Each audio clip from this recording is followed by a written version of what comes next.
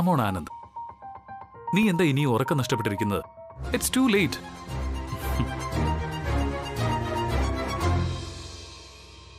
മാഞ്ഞു പോകാൻ മറന്ന സ്വപ്നം കണ്ണിൽ തങ്ങും പകലുകളിൽ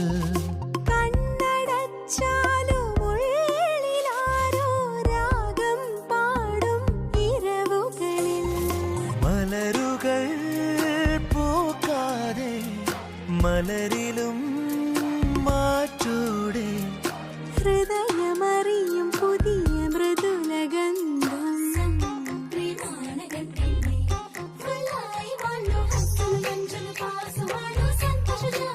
ബിസിനസ്സിൽ ഏതൊക്കെ കാലത്ത് എന്തൊക്കെ പ്രോബ്ലംസ് ഫേസ് ചെയ്തിരിക്കുന്നു. അന്നൊന്നും ഇങ്ങനെ ഉറക്കം നഷ്ടപ്പെടുകയോ ടെൻഷൻ ഉണ്ടാവുകയോ ചെയ്തിട്ടില്ല. ഇപ്പോഴെന്താ നിനക്ക്? യെസ്, ഇപ്പൊ ടെൻഷനുണ്ട്.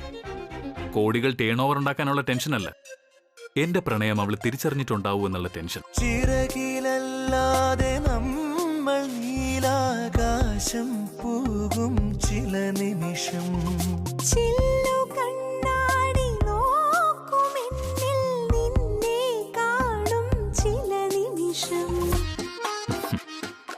ഈ സമയത്തിനകം കല്യാണി ഞാൻ മാലയിൽ വെച്ച ഫോട്ടോകൾ കണ്ടിട്ടുണ്ടാവണം. ഇല്ലെങ്കിലാണ് ദുരന്തം. ഇനിയും അവൾ എന്റെ പ്രണയം അറിയാതെ പോയാൽ അതായിരിക്കും എന്റെ ജീവിതത്തിലെ ഏറ്റവും വലിയ നഷ്ടം. പിടിച്ചു വാങ്ങാനോ തട്ടിപ്പറിച്ചെടുക്കാനോ പറ്റുന്നതല്ല പ്രണയമെന്ന് എനിക്കറിയാം. അതൊരു തിരിച്ചറിയല, രണ്ട് മനുഷ്യ മനസ്സുകൾ തമ്മിലുള്ള തിരിച്ചറിയൽ, പരസ്പരമുള്ള കണ്ടെടുക്കൽ. ഞാൻ അവളെ കണ്ടു കഴിഞ്ഞു. ഇനി അവള് വേണം എന്നെ കണ്ടെത്താൻ, തിരിച്ചറിയാൻ. ഈശ്വര, ഈ നേരം ഇരുട്ടി വെളുക്കുമ്പോ നീ വേണം എനിക്ക് ഉത്തരം തരാൻ. പ്ലീസ്.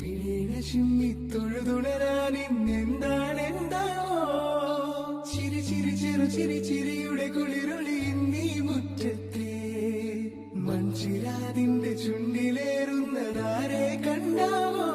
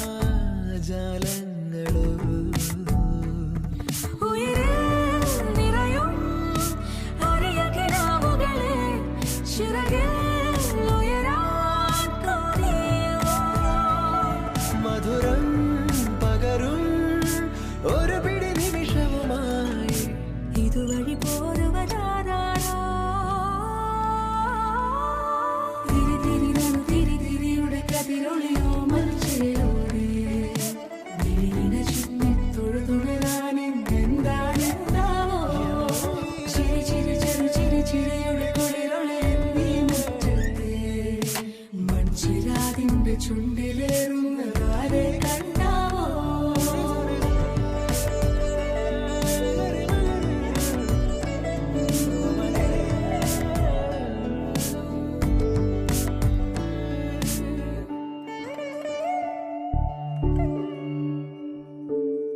ഈ തെരുവിനോരങ്ങളിൽ നീ എഴുതിടും കോലമോ? ഈ തെരുവിനോരത്തു നീളെ നീ എഴുതിടും കോലമോ? പറയൂ ഇളവെണ്ണിലവേ. തിരിതിരിയുടെ കതിരൊളിയോ മൽച്ചേലൊളി ചിമ്മി തൊഴുതുണരാൻ ഇന്നെന്താണ് എന്താവോ? ചിരി ചിരി ചെറു ചിരി ചിരിയുടെ കുളിരൊളി നീ മുറ്റത്തെ.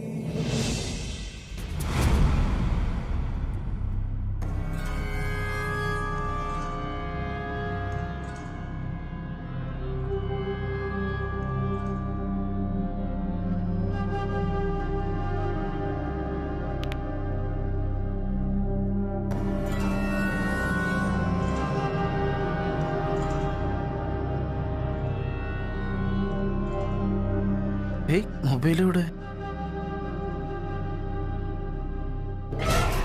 ഞാൻ മൊബൈലിവിടെ വെച്ചാണല്ലോ.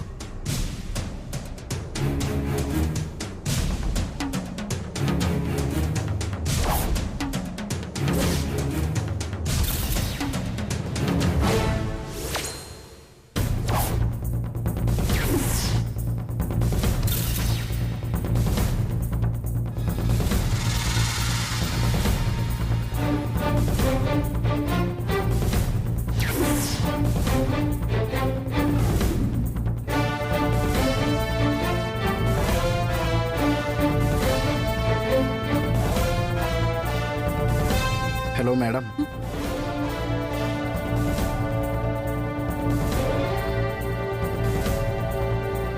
അതെന്റെ മൊബൈലല്ലേ? നിനക്കെന്നെ സംശയമാണെന്ന് തോന്നുന്നു. ചെക്ക് ചെയ്ത് കഴിഞ്ഞെങ്കിൽ അതങ്ങ് തിരിച്ചു തരാം. നിന്റെ മൊബൈൽ എടുത്ത് രഹസ്യമായിട്ട് ചെക്ക് ചെയ്യാൻ ഞാനെന്താ അത്രയ്ക്ക് നിലവാരം കുറഞ്ഞ പെണ്ണാണെന്ന് കരുതിയോ നീ? രാവിലെ അമ്മയൊന്ന് വിളിക്കാൻ തുടങ്ങിയപ്പോ എന്റെ ഫോണിൽ ബാറ്ററി ലോ ആണെന്ന് കാണിച്ചു. ചാർജ് കയറാൻ കുറച്ച് സമയമെടുക്കും. അതാ ഞാൻ നിന്റെ മൊബൈലിൽ നിന്ന് വിളിച്ചത്. ഓഹോ, എന്നിട്ട് അമ്മ എന്ത് പറഞ്ഞാവോ? ആ ചോദ്യത്തിന്റെ ടോണില് ഞാൻ പറഞ്ഞത് എനിക്ക് വിശ്വാസമായിട്ടില്ലെന്ന് തോന്നുന്നു. വിശ്വാസം എന്ന് പറയുന്നതേ ഒരു ബോധ്യപ്പെടുത്തലല്ല, ബോധ്യപ്പെടല. സ്വയം മനസ്സിലാക്കി അംഗീകരിക്കാം. കറക്റ്റ്. ബോധ്യപ്പെടുത്തലല്ല, ബോധ്യപ്പെടൽ. സ്വയം മനസ്സിലാക്കി അംഗീകരിക്കാം. കുടുംബങ്ങളുടെ അടിത്തറയും അത് തന്നെയാ.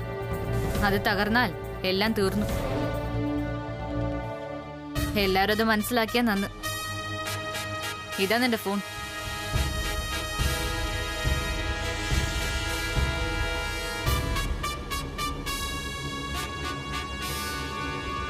ആ പിന്നെ ഇന്ന് വൈകിട്ട് എന്റെ കസിൻ ആശ ചേച്ചിയുടെ മോളുടെ വെഡിങ് റിസപ്ഷന്. അവര് കുടുംബ വീട്ടിലും പിന്നെ ഇവിടെ വന്നെന്നെ നേരിട്ടും വിളിച്ചത്. പോയി അറ്റൻഡ് ചെയ്യണം. ശരി, പോണം. അതിനെന്താ? റിസപ്ഷൻ കഴിഞ്ഞ് അതുവഴി എന്റെ വീട്ടിലും കൂടി കേറിയിട്ട് വേണം തിരിച്ചു വരാൻ. അവിടെ മഹേശ്വരി അമ്മ കാത്തിരിക്കും എന്ന് പറഞ്ഞിട്ടുണ്ട്. Very nice.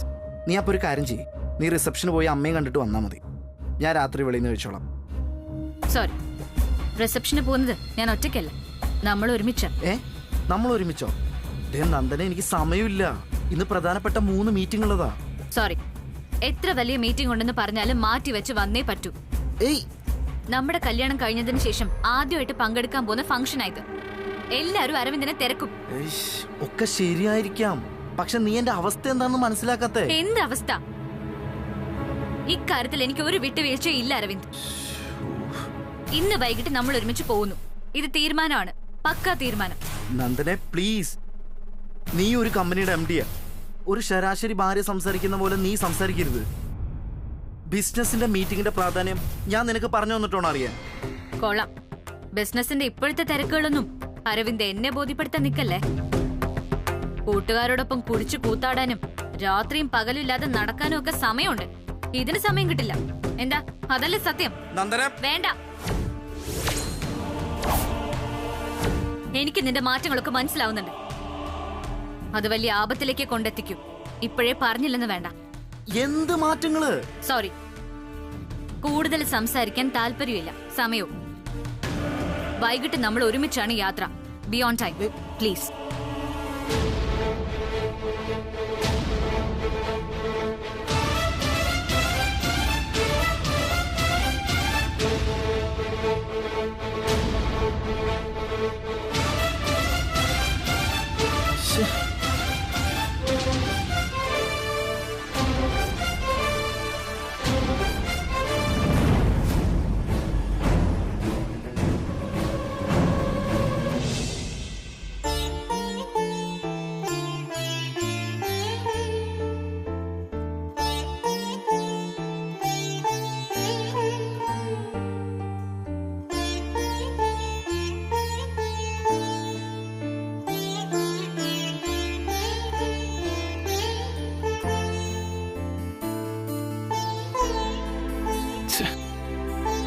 രാവിലെ കല്യാണി ഇതുവരെ കണ്ടില്ലല്ലോ.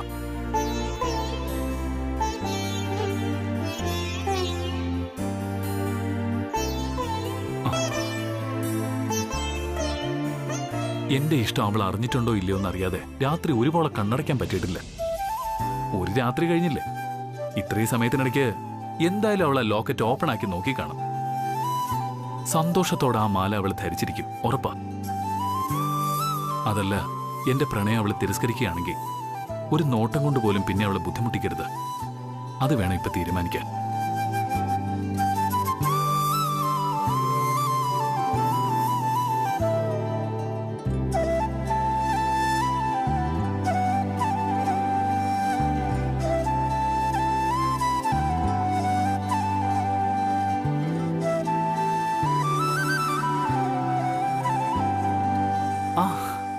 വലിയുഞ്ഞേ, കല്യാണി,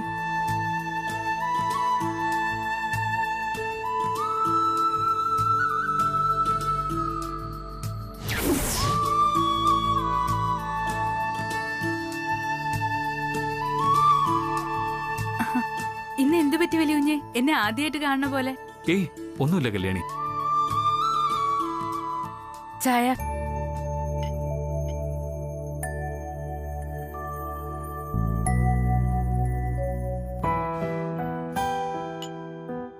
കല്യാണി, ഇന്നലെ വൈകുന്നേരം ഞാനൊരു മാല ഗിഫ്റ്റ് ആയിട്ട് തന്നിരുന്നല്ലോ. അത് ഉറപ്പായിട്ട് ഇടാന്ന് പറഞ്ഞിട്ട് കഴുത്തി കാണുന്നില്ലല്ലോ. എന്തു പറ്റി? അത് ഞാൻ പെട്ടിയിൽ സൂക്ഷിച്ചു വെച്ചിരിക്കുക. വലിയ വിലയുള്ളതല്ലേ, വല്ല വിശേഷങ്ങൾക്കും പോകുമ്പോ ഇടാന്ന് വിചാരിച്ചു. കളഞ്ഞു പോയിട്ട് വിഷമിക്കണ്ടെന്ന് വിചാരിച്ചിട്ടാ.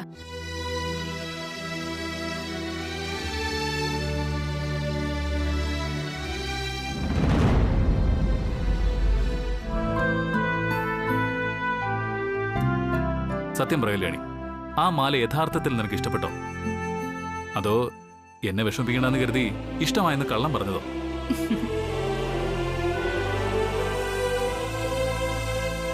ഞാൻ എന്തിനാ വലിയ കുഞ്ഞിനോട് കള്ളം പറയണേ?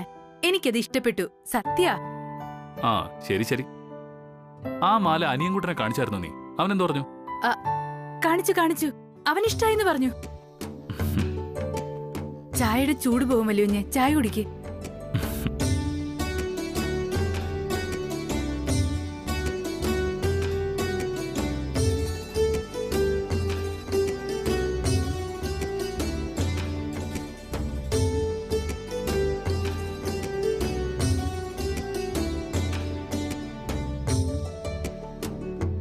കല്യാണി ഞാൻ ലോക്കറ്റ് തുറന്നു നോക്കിയിട്ടുണ്ടാവോ?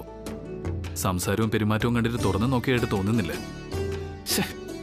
അത് പറയാനായിട്ട് എന്താ ഒരു വഴി? നേരിട്ട് ചോദിക്കാനും പറ്റില്ലല്ലോ.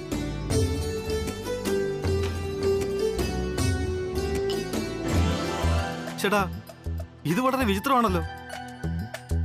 നീ ആ മാല ലോക്കറ്റും ഒക്കെ കൊടുത്ത് നിന്റെ പ്രണയം പറഞ്ഞിട്ടും അവൾക്കത് മനസ്സിലായില്ലേ? ഇതാകെ കൺഫ്യൂഷൻ ആണല്ലോ. അത് കൊള്ളാം. എടാ, ഞാൻ ആകെ കൺഫ്യൂഷൻ ആയതുകൊണ്ടാണ് നിന്നോട് വന്ന് ചോദിച്ചത്. അപ്പോ നിനക്ക് എന്നെക്കാളും കൺഫ്യൂഷനോ? ഇത് ഒരു നടക്കി തീരുന്ന ലക്ഷണം ഇല്ലല്ലോ. നീ ഒന്ന് അടങ്ങുന്നു. എനിക്ക് സംശയം മറ്റൊരു കാര്യത്തില്. എന്ത് കാര്യത്തില്? സത്യം പറ മച്ചു, നീ ആ ലോക്കറ്റിൽ നിന്റെ കല്യാണിയുടെ ഫോട്ടോ വെച്ചായിരുന്നോ? അതോ മറന്നുപോയോ? ദേ, എന്നെ കൊണ്ടൊന്നും പറയിപ്പിക്കരുത്.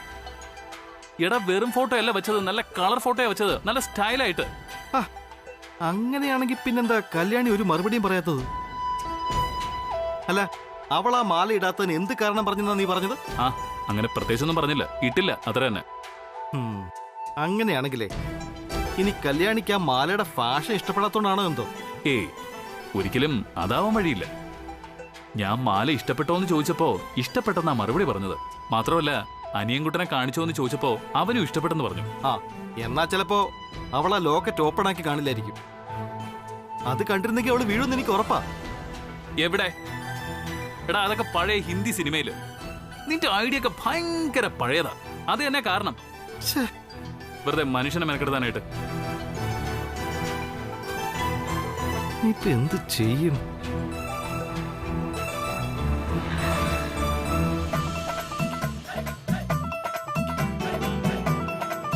മച്ചു, നീ നിന്റെ കുഞ്ഞുളിയും വരുന്നുണ്ട്.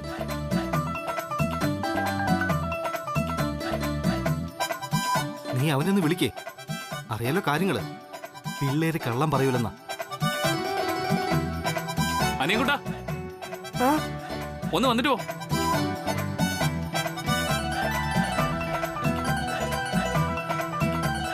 എന്താ വല്ലുഞ്ഞേ? ഒന്നുമില്ല. നിനക്ക് ആ ചെയിൻ ഇഷ്ടപ്പെട്ടായിരുന്നോ? കണ്ടിട്ട് എന്ത് തോന്നി? ചെയിനോ? ഏത് ചെയിൻ? രണ്ടുപേരും പരസ്പരം നോക്കുന്നാണ്ടാ ഇതിലെന്തോ സംഗതി ഉണ്ടല്ലോ.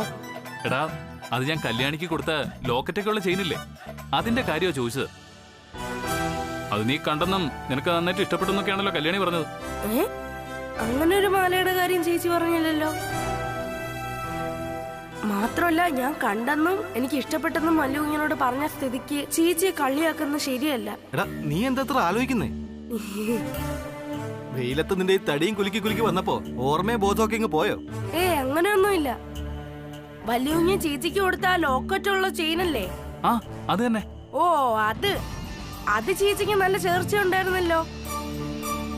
ഓഹോ, എന്നിട്ടാണോ നിന്റെ ചേച്ചി ഇടാത്തത്? അത് ഇടാത്തത് പിന്നെ അത് വല്യുകുഞ്ഞ് കൊടുത്ത മാലയായോണ്ടാ ചേച്ചി സൂക്ഷിച്ചു വെച്ചിരിക്കുന്നത്. എപ്പോഴും എപ്പോഴും ഇട്ട ചീത്തായി പോവില്ലെന്ന് വെച്ചാ ഇനി ഞാൻ പറഞ്ഞോളാം ചേച്ചി എടുത്തത് ഇട്ടോണ്ട് കിടക്കാൻ. ആ ശരി ശരി, കല്യാണി അവിടെ നിന്നെ തിരക്കി കാണാം. നീ ആ സാധനം കൊണ്ട് കൊടുക്ക. ശരിയല്ലോ ഞാൻ.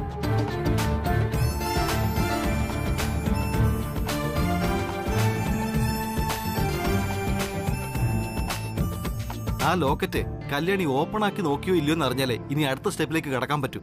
അതുവരെ നിനക്കൊന്ന് ക്ഷമിക്കേണ്ടി വരും. ഈ റൊമാൻസിൽ ഇത്രയും ഗ്യാപ്പുകളൊക്കെ പതിവാ. റൊമാൻസ് അവന്റെ പൊക്കോണ എന്റെ മുമ്പിൽ നിന്ന്. ജാമ്പവാന്റെ കാലത്ത് ഒരു ഐഡിയ ആയിട്ട് ഇറങ്ങിക്കോളും മനുഷ്യനെ മെനക്കെടുത്ത്. അല്ല ചേടാ, ഇതിപ്പോ അവളാ ലോക്കറ്റ് തുറന്നു നോക്കത്തിന് ഞാൻ എന്ത് പഠിച്ചു?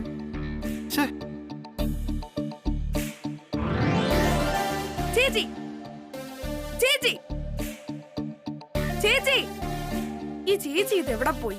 ചേച്ചി ആ ആളെത്തിയോ? എല്ലാം വാങ്ങിച്ചോടാ? എല്ലാം വാങ്ങിക്കൊക്കെ ചെയ്തു. അല്ല ചേച്ചി എന്നോട്ടെ ഈ കള്ളത്തരമൊക്കെ തുടങ്ങിയത്? ഭയങ്കര സാധനമാണല്ലോ. കള്ളത്തരോ? എന്ത് കള്ളത്തരം? എന്തൊക്കെയായി പറയണേ? വേണ്ട വേണ്ട വേണ്ട, ഞാൻ അറിയില്ല എന്ന് വിചാരിച്ചായിരിക്കും അല്ലേ? എന്തായാലും ചേച്ചി ഇങ്ങനെ ചെയ്യുമെന്ന് ഞാൻ കരുതിയില്ല. ഭയങ്കരം തന്നെ. അനിയൻകുട്ടാ, എനിക്ക് ദേഷ്യം വരുന്നുണ്ടേ. നീ ഇങ്ങനെ ഭയങ്കരം ഒന്ന് പറയാതെ കാര്യം എന്താണെന്ന് പറഞ്ഞേ. പറയാം. വല്യുഞ്ഞ ചേച്ചിക്ക് ഒരു സ്വർണ്ണമാല തന്നായിരുന്നു ഗിഫ്റ്റ് ആയിട്ട്. ഓ അതാണോ ഇത്ര വലിയ ഭയങ്കരം? അത് ഞാൻ നിന്നോട് പറയാൻ മറന്നുപോയതാ. സോറി അനിയൻകുട്ടാ. അല്ല നീ ഭയങ്കരമായിട്ടങ്ങ് ക്ഷമിച്ചേക്ക്. ചേച്ചിയെ പോയില്ലേ, ഒരിക്കലത്തേക്ക് ക്ഷമിച്ചിരിക്കുന്നു. ആ മാലയിൽ എന്തെങ്കിലും പ്രത്യേകത ഉള്ളതായിട്ട് തോന്നിയോ? എന്തെങ്കിലും ഒരു പ്രത്യേകത? എന്ത് പ്രത്യേകത? സാധാരണ ഒരു മാല, അത്ര തന്നെ. ആ പിന്നെ ഭയങ്കരമായിട്ട് ഞാനതിലൊന്നും കണ്ടില്ല. മനുഷ്യരെ ഒരുമാതിരി ഊതല്ലേ. അറിയാതെ ഞാനൊരു വാക്ക് ഉപയോഗിച്ചു പോയി. ഇനിയെങ്കിലും അതൊന്ന് വിട്ടുകളാ. ശരി വിട്ടു. എങ്കി പറ, എന്താ അങ്ങനെ ചോദിക്കാൻ? കാരണമുണ്ട്. ആ മാലയ്ക്ക് എന്തോ പ്രത്യേകത ഉണ്ട് ചേച്ചി. ഇല്ലെങ്കിൽ വലിയ കുഞ്ഞും കൂട്ടുകാരനും കൂടി എന്നോട് അതിനെ കുറിച്ച് തിരക്കില്ലായിരുന്നു. അത് ശരിയാണല്ലോ. രാവിലെ വല്യുഞ്ഞു എന്നോട് ആ ചെയിനെ കുറിച്ച് ചോദിച്ചു. അനിയൻകുട്ട കണ്ടായിരുന്നോ, അവൻ എന്തു പറഞ്ഞു എന്നൊക്കെ തിരക്കി. വല്യുഞ്ഞിന് സന്തോഷാവട്ടെ എന്ന് കരുതി നീ കണ്ടെന്നും നിനക്ക് ഇഷ്ടായി എന്നാ ഞാൻ പറഞ്ഞത്. അതെനിക്ക് മനസ്സിലായി. അതല്ലേ അവരെന്നോട് ചോദിച്ചത്. ഏതായാലും ഒരു കാര്യം ഉറപ്പാ, ആ മാലയ്ക്ക് എന്തോ പ്രത്യേകതയുണ്ട്. എവിടെയാ മാല? കാണാൻ പറ്റുമോ? ആ പെട്ടിയിൽ വെച്ചിരിക്കുക, ഞാനിപ്പോ കൊണ്ടുവരാം.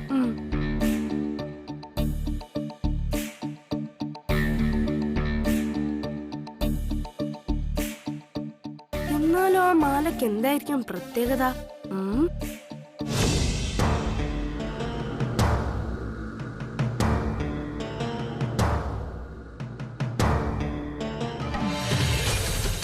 ഇതാണ് വല്യ കുഞ്ഞു തന്ന മാല. നോക്കട്ടെ.